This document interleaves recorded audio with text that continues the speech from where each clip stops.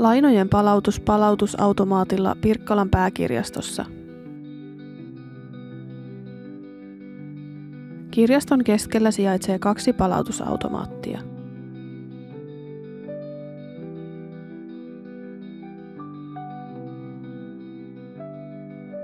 Lisää valikosta voit valita eri kielistä haluamasi.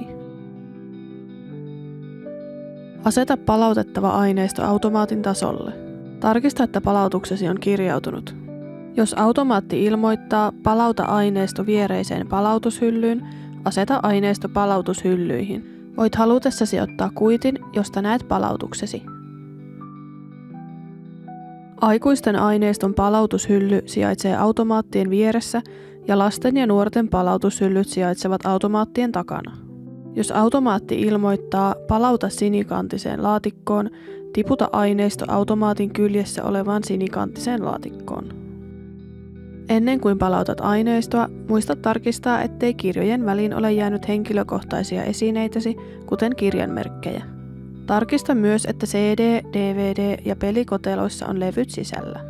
Epäselvissä tilanteissa voit tulla kysymään neuvoa kirjaston infopisteeltä.